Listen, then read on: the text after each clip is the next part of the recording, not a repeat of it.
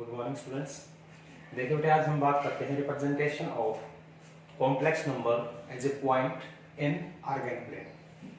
तो देखिए, जैसे आपने पढ़ा है बेटा, कार्टेशियन प्लेन पढ़ा है आपने, ठीक है।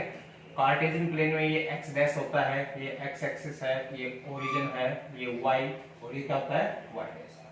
इसमें कोई भी हम पॉइंट प्लॉट करते हैं, जैसे मान लीजिए ये पॉइंट आपने प्लॉट कर दिया 2 3, ठीक है। ये कोई भी आपने पॉइंट प्लॉट कर दिया 2 3, ये कार्टेशियन फॉर्म में। जो ऑर्गेनिक प्लेन होता है वो भी सेम यही होता है, इसी तरह से रिप्रेजेंट करते हैं। डिफरेंस क्या होता है कि भाई जो ऑर्गेनिक प्लेन होता है उसमें जितने भी आप पॉइंट प्लॉट करेंगे वो सारे एसोसिएट होंगे कॉम्प्लेक्स नंबर्स को, ठीक है। तो देखिए इसके अंदर क्या है, अगर मान लीजिए ये एक पॉइंट है 2 3, तो यहां पर देखेंगे आपका ये 2 है, ओके, और ये कितना बेटा 3, ये कितना हो जाएगा आपका 3 हो जाएगा। इसके अंदर क्या होता है, जो x होता है, x होता है आपका रियल एक्सिस, क्या होता है ये रियल एक्सिस, जबकि y जो होता है वो होता है इमेजिनरी एक्सिस होता है बेटा। कैसे, मान लीजिए कोई भी एक कॉम्प्लेक्स नंबर है z is equal to 2 + 3 iota, ठीक है, 2 + 3 आयोटा। तो मैंने इस कॉम्प्लेक्स नंबर को रिप्रेजेंट कर दिया 2 3 से। अगर सपोज कीजिए किसी का इमेजिनरी पार्ट आपका 0 हो, यानी कि z अगर रियल हो, ठीक है, z रियल होगा, अगर ये 0 होगा तो कहां आ जाएगा, x एक्सिस पे आ जाएगा, यानी कि x एक्सिस के ऊपर जितने भी पॉइंट्स होंगे क्या होंगे, वो प्योरली रियल होंगे। प्योरली क्या होगा बेटा, रियल होंगे। इन केस अगर z इमेजिनरी है, z अगर इमेजिनरी है यानी कि रियल पार्ट अगर 0 करते हो, ठीक है, तो ये प्योरली क्या बच जाएगा आपका, इमेजिनरी पार्ट बचेगा। इसलिए y एक्सिस को हम क्या कहते हैं, इमेजिनरी एक्सिस के नाम से इसको जानते हैं, ठीक है। अब यहां पर देखिए, ये जो डिस्टेंस होती है ओरिजिन से इस पॉइंट की बेटा, ठीक है, ये 2 है, ये 3 है, यानी कि 2 का स्क्वायर प्लस में 3 का स्क्वायर अंडर द रूट, ठीक है। ये क्या है, पाइथागोरस थ्योरम से भी आप बता सकते हैं। OA जो I है इसको कहते हैं आपका modulus of complex number z, यानी कि z का क्या होता है, ये मॉडुलस होता है बेटा, ठीक है, बता पाएंगे। सिमिलरली अगर वो आपसे पूछे कि भाई किसी भी कॉम्प्लेक्स नंबर के नेगेटिव नंबर को रिप्रेजेंट करो, अगर मैं इसी के नेगेटिव नंबर को रिप्रेजेंट करूंगा तो जो नेगेटिव z होगा वो क्या होगा, -2 -3 आएगा, यानी कि इस साइड आपका आ जाएगा इस क्वाड्रेंट में -2 -3, ठीक है बेटे। अगर आपको वो कहे कि भाई कॉन्जुगेट को आप रिप्रेजेंट कीजिए तो 2 - 3 आइटा आ जाएगा, 2 - 3 आइटा यानी कि आपका इस साइड 2 -3। इस तरह से जो है हम किसी भी कॉम्प्लेक्स नंबर को ऑर्गेनिक प्लेन के अंदर रिप्रेजेंट कर सकते हैं, ठीक है बेटे। अब देखिए इसके बाद जो बात आती है वो ये है कि polar representation of a complex number. यहां पे मैं लिखता हूं polar representation of a complex number बेटा, ठीक है। ये क्या होता है वो देखिए, जैसे मैंने आपको बताया कि मान लीजिए ये कोई भी एक पॉइंट है ए बी, ठीक है, तो z is equal to a plus iota B, किस कॉम्प्लेक्स नंबर को रिप्रेजेंट करेगा, ये a प्लस आयोटा बी। यहां पर ये जो है o a जो है ये क्या होता है, एम्पलीट्यूड, इसको मैंने r से लिख दिया, ठीक है। तो r इज इक्वल टू कितना आएगा बेटा, ये आपका a था, ये b, तो ये आ जाएगा √a² प्लस b², जैसा कि ऊपर बताया आपको सिंपली। तो r जो होता है ये होता है आपका एम्पलीट्यूड, सॉरी मॉडुलस होता है आपका, मॉडुलस ऑफ z, ठीक है बेटा, ये आ गया। अब देखिए मान लीजिए जो OA है, OA एंगल बनाता है आपका थीटा, OA x एक्सिस के साथ जो है आपका थीटा एंगल बनाता है। तो इस केस के अंदर हम इसको क्या कहेंगे, जो थीटा है, थीटा जो है इसको हम बोलते हैं आर्गुमेंट या फिर एम्पलीट्यूड भी बोल देते हैं, ठीक है, एम्पलीट्यूड ऑफ कॉम्प्लेक्स नंबर। तो ये थीटा इसके साथ एंगल बनाया। अब हमारे पास z इज इक्वल टू है a प्लस आयोटा बी, तो यहां से हम इसकी वैल्यू निकालने की कोशिश करेंगे। ये मान लीजिए o है, ये आपका b है, तो मैं कहूंगा OB upon OA in right triangle OB upon OA base upon hypotenuse क्या होता है बच्चों, cos थीटा, क्या होता है ये cos थीटा। यानी कि ओ बी क्या है ए, ओ ए क्या है आर की इधर मल्टीप्लाई करा दी, ये आ गया। सिमिलरली ए बी अपॉन में ओ ए बी, अब A B perpendicular upon hypotenuse क्या होता है साइन थीटा बेटा। तो ए बी की वैल्यू क्या है बी बराबर आ गया आपका आर साइन थीटा। यानी कि जो जेड आपने लिखा था आप ए की जगह पर लिख सकते हो आर कोस थीटा, और ये आपके पास हो जाएगा iota R sine theta. R को आप कॉमन ले सकते हैं, ये आपके पास बनेगा cos theta plus iota sine theta. ठीक है, ये है representation of a complex number in A polar form. इस तरह से हम इसको रिप्रेजेंट कर सकते हैं। अब ये कहता है कि जो एम्पलीट्यूड है आपका थीटा वो आपका क्लॉकवाइज और एंटी क्लॉकवाइज दोनों साइड से आप इसको मेजर कर सकते हैं। ठीक है, तो इसका जो वैल्यू होगा वो 2 पाई के मल्टीपल में बहुत सारी हो जाएंगी, लेकिन जो प्रिंसिपल वैल्यू होगी, जो प्रिंसिपल वैल्यू होगी आर्गुमेंट की, वो आपकी या तो 0 से पाई होगी या 0 से माइनस पाई। यानी कि अगर आप एंटी क्लॉकवाइज मेजर करते हैं तो ये 0 से पाई आ जाएगा, अगर क्लॉकवाइज करते हैं तो आप थीटा नेगेटिव लेते हो 0 से माइनस पाई, इसके बीच में जो है बेटा आपकी प्रिंसिपल वैल्यू आएगी। ठीक है, अब आगे ये आपसे बताता है कि अगर मान लीजिए कोई भी कॉम्प्लेक्स नंबर आपको दे रखा है और सिंपली कॉम्प्लेक्स नंबर से आप ये पता करना चाहें कि जो आर्गुमेंट है इसका वो किस क्वाड्रेंट के अंदर लाई करेगा, तो उसके लिए क्या होगा, जैसे मान लीजिए आपका z बराबर दे रखा है बेटा a प्लस में आयोटा b, यहाँ पर a भी ग्रेटर देन 0 है और b भी ग्रेटर देन 0, यानी कि जो रियल और इमेजिनरी पार्ट है दोनों ही पॉजिटिव है। तो उस केस में a भी जो पॉइंट होगा वो किस में आएगा, फर्स्ट क्वाड्रेंट में आएगा। तो जो थीटा है वो लाई करेगा आपका 0 से पाई, इस क्वाड्रेंट के अंदर वो लाई करेगा। ठीक है बेटा, अगर आपका मान लीजिए a जो है वो लेस देन 0 है, b जो है वो ग्रेटर देन 0 है, तो a नेगेटिव b पॉजिटिव, तो आपका सेकंड क्वाड्रेंट में जाएगा। जो थीटा है वो लाई करेगा आपका π/2 से पाई के बीच में। ठीक है बेटा, अगर आपका a भी नेगेटिव है b भी नेगेटिव, दोनों ही नेगेटिव है, तो कौन सा क्वाड्रेंट में जाएगा, थर्ड। जैसे आपने 9th क्लास में पढ़ा होगा ये माइनस a माइनस b।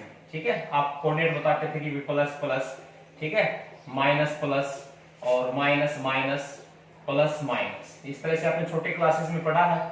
ठीक है, तो इस तरह से ये आपका थर्ड क्वाड्रेंट में जाएगा। तो थर्ड क्वाड्रेंट में जो थीटा होगा वो कहां लाई करेगा, -π/2 से लेकर -π, क्योंकि आपका क्या हो जाता है प्रिंसिपल वैल्यू ब्रांच के अकॉर्डिंग इस थर्ड क्वाड्रेंट में आ जाएगा। और अगर a पॉजिटिव है b नेगेटिव है तो थीटा कहां लाई करेगा बेटा, 0 से -π/2, यानी कि फोर्थ क्वाड्रेंट में ये लाई करेगा। कर सकते हैं। और यहां से आप एक चीज और गौर कर सकते हैं कि जैसे a इज इक्वल टू आपके पास क्या आया है r cos थीटा।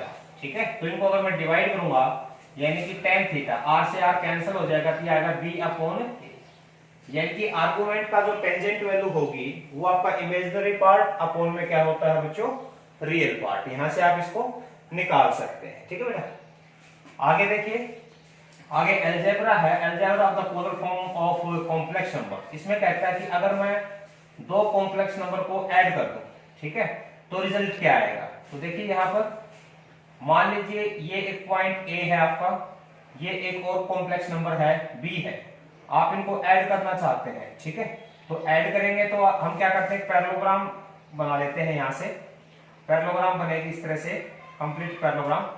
तो ये और ये मान लीजिए कोई पॉइंट आपका C आ गया, ये O है, ये इंटरसेक्टिंग पॉइंट कुछ भी M आपने कह दिया। ये जो ये पॉइंट दिया ये है मान लीजिए आपके पास A B, और ये क्या है बेटा C। ठीक है, ये दो कॉम्प्लेक्स नंबर आपने रिप्रेजेंट कर दिए आर्गेन प्लेन के अंदर। तो जो मिड पॉइंट इसका आएगा, मिड पॉइंट इसका आएगा वो क्या आएगा, A plus C/2 B plus C/2 आएगा कि नहीं आएगा बेटा। ये कोऑर्डिनेट किसके आ जाएंगे, M के आ जाएंगे, क्योंकि बाइसेक्ट करते हैं डायगोनल्स पैरेललोग्राम के एक दूसरे को, तो जो OC का मिड पॉइंट होगा वो भी यही होगा। तो इसके तो 0 0 पॉइंट है, तो C के जो कोऑर्डिनेट आएंगे यहाँ से ये आ जाएंगे A प्लस C और B plus D, B plus क्या था बेटा D, ये आपके आ जाएंगे। ठीक है, यानी कि जो Z1 प्लस Z2 आया है, Z1 प्लस में Z2 जो आया बेटा ये आ जाएगा A प्लस सी जो रियल पार्ट है आपका, प्लस B प्लस D ये इमेजरी पार्ट है, इसके साथ हम क्या लगा देते हैं, आयोटा लगा देते हैं। ठीक है। सिमिलरली अगर Z1 माइनस में Z2 आपको काउंट करना पड़ जाए तो Z2 क्या होगा, नेगेटिव होगा।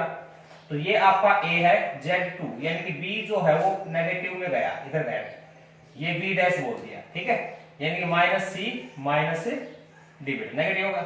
अब इन दो कॉम्प्लेक्स नंबर का आप क्या कह सकते हैं, सम कह सकते हैं।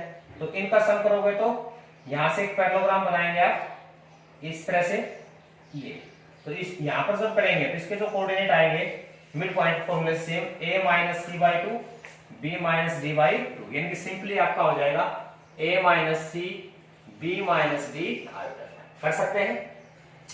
इसके बाद आपका एक आता है कि आपको क्या करना है, प्रोडक्ट का Z1 Z2।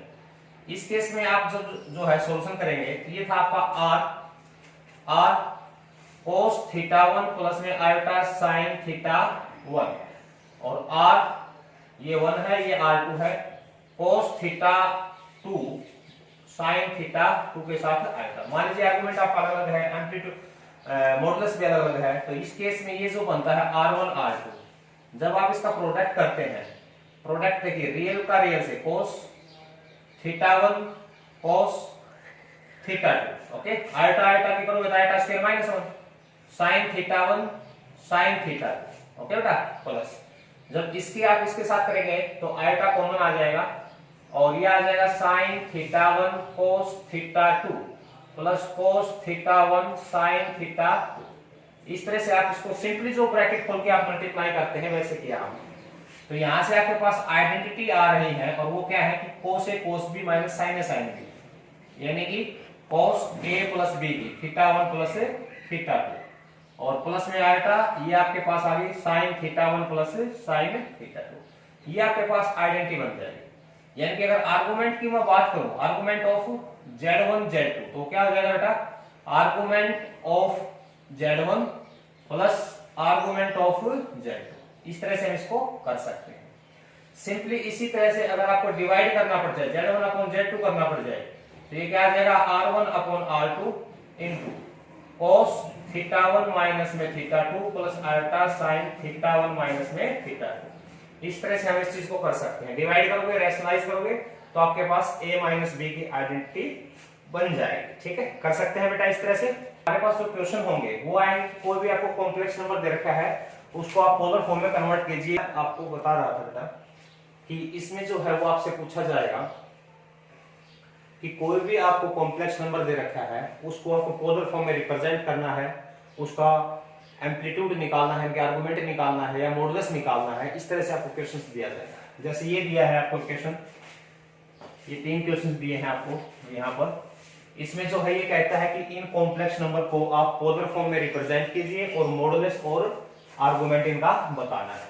तो देखिए कैसे करते हैं बेटा, आप यहाँ पर लिखेंगे z is equal to 1 plus root 3 iota. ठीक है, लिख सकते हैं इसको और इसको हम कंपेयर करेंगे, कंपेयर विद z जो है उसको पोलर फॉर्म में लिखते हैं r cos theta plus iota sine theta, ये आपकी पोलर फॉर्म होती है। तो इसके साथ कंपेयर करेंगे यहाँ से, तो r cos थीटा जो रियल पार्ट है बेटा वो कितना है 1 और r sin थीटा जो इमेजिनरी पार्ट है वो कितना आपका √3। ठीक है, तो r की वैल्यू के लिए तो हम क्या कर देते हैं, जैसे ये फर्स्ट है या आपका सेकंड, तो स्केयरिंग एंड एडिंग, हम इनको स्केयर और ऐड कर देंगे। तो यहां से आ जाएगा आपका, देखिए r square cos square theta, r square sin square theta, 1 का स्क्वायर √3 का स्क्वायर कितना होगा 3 हो जाएगा। यानी कि r स्क्वायर को अगर कॉमन लो तो cos स्क्वायर थीटा प्लस में sin स्क्वायर थीटा, ये कितना आ जाएगा बेटा 4, तो ये 1 हो गया आपका। तो r स्क्वायर बराबर कितना है 4, r बराबर कितना आ गया 2। वैसे स्क्वायर रूट आप लेते हैं प्लस माइनस आता है, लेकिन जो मॉडुलस वैल्यू आप निकालते हैं, किसी का मॉडुलस निकालते हैं, पॉजिटिव वैल्यू को ही जनरेट करेगा। यहाँ पे ये आपका मॉडुलस निकल गया है। ठीक है बेटा, इसको हम क्या कह सकते हैं, मॉडुलस है ये आपका। अब ये कहता है कि आर्गुमेंट निकालने के लिए इसको डिवाइड करते हैं, तो tan थीटा जो है, tan थीटा क्या आएगा sin theta upon cos theta, r से r कैंसिल, √3 अपॉन 1 √3, यानी कि थीटा जो है, थीटा की वैल्यू कितनी होती है √3, पॉजिटिव है। तो फर्स्ट क्वाड्रेंट में हम इसको लेंगे, तो इसको क्या लिख सकते हैं बच्चों, यहाँ पे कहाँ पे होता है, पाई बाई 3 पे। तो आर्गुमेंट आ गया आपका पाई बाई 3। तो इसको हम कहते हैं कि ये आपका आ गया आर्गुमेंट ऑफ जेड। तो जो पोलर फॉर्म होगी वो क्या आ जाएगी, 2 into cos pi by 3 plus iota sine pi by 3। ये आपका रिजल्ट आ गया। ठीक है, इस तरह से आपको करना होता है। तो ये सिंपल कॉम्प्लेक्स नंबर दिया था। यहां पर देखिए आपका जो है डिवाइड में भी दे रखा है, न्यूमरेटर डिनोमिनेटर हर जगह आयोटा है। तो सबसे पहला काम है इसको सिंप्लीफाई करके a प्लस आयोटा b की फॉर्म में कन्वर्ट करना। तो वो कैसे करेंगे, पहले आप इसको सिंप्लीफाई करेंगे, z is equal to 1 plus में 2 आयोटा अपॉन, जब होल स्क्वायर खोलूंगा तो 1 माइनस 1 प्लस आयोटा का स्क्वायर माइनस 2 आयोटा। ठीक है, a square plus b square minus 2ab। Iota square minus 1 होता है कि आपका कैंसल। तो z is equal to 1 plus में 2 आयोटा और 1 प्लस में नीचे क्या आएगा बेटा, माइनस माइनस प्लस हो जाएगा, तो 2 आयोटा ही नीचे आ जाएगा, यानी कि z इज इक्वल टू कितना आ गया 1।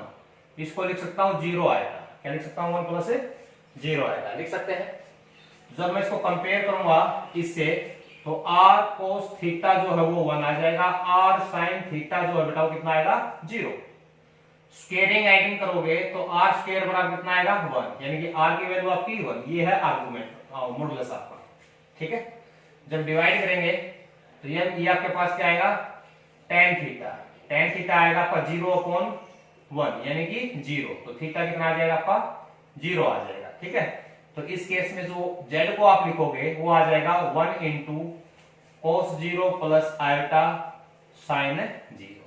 ठीक है बेटे, इस तरह से हम इसको कर सकते हैं। ओके, अब इसमें और देखिए एक एग्जांपल और दिया है आपको, इसको भी बिल्कुल वैसे ही नीचे आपका जो है पोलर फॉर्म टाइप दे रखा है। तो इसको सिंप्लीफाई करेंगे पहले, z इज इक्वल टू ये आपके पास iota minus 1 cos pi by 3 यानी कि 1/2 आयोटा साइन पाई बाई 3 √3/2।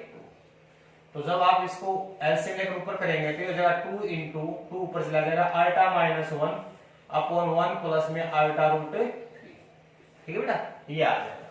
नीचे से इसको हटाने के लिए हम क्या करते हैं, 1 माइनस आयोटा √3 से ऊपर मल्टीप्लाई और 1 माइनस आयोटा √3 से नीचे मल्टीप्लाई करते हैं।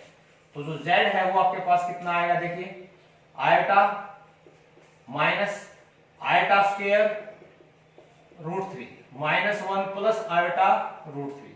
ये तो ऊपर का प्रोडक्ट है, a plus b a minus b, 1 minus iota square √3 का square.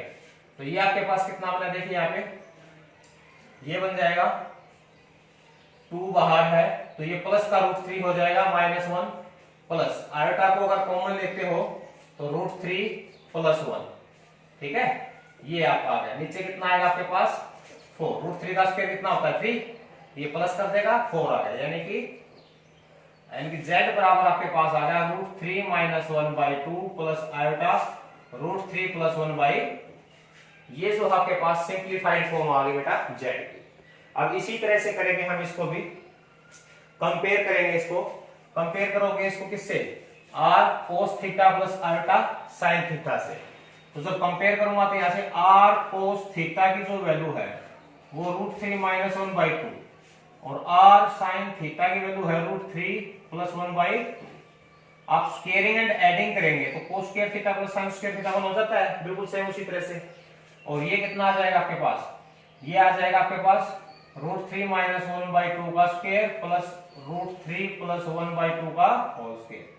r square equal to 1/4 तो आपका बाहर है, जब इसका स्क्वायर करेंगे तो कितना होगा 3 प्लस 1 माइनस 2 √3 और 3 प्लस 1 प्लस 2 √3। 2 √3 आपका cancel, 4 plus 4 r square equal to कितना आ जाएगा 2, 8 होगा 8/4 यानी कि r बराबर आ गया √2। ये आपका मॉडुलस हो गया। और यहाँ पर जब tan थीटा की आप वैल्यू निकालेंगे तो ये आ जाएगा √3 प्लस 1, 2 से 2 कैंसिल हो जाएगा, डिवाइड करने पे √3 माइनस 1। ठीक है, इसको सिंपली क्या कर सकते हैं हम, इसको कर सकता हूं tan √3 से ऊपर नीचे डिवाइड करो 1/में √3, 1 माइनस 1/में √3। और ये आपकी आइडेंटिटी होती है tan π/4 प्लस π/6। कितने पे होता है बेटा ये, π/6 पे इसकी वैल्यू होती है। ओके, यानी कि थीटा बराबर कितना आ गया आपके पास, एलसीएम आपका 12 है तो 3π प्लस 2π यानी कि 5π/12। ये आपका आर्गुमेंट आ गया, ये आपका एम्पलीट्यूड। तो z इज इक्वल टू क्या आएगा, √2 into cos 5π/12 plus iota sine 5π/12। इस तरह से जो ऑलरेडी हम इसको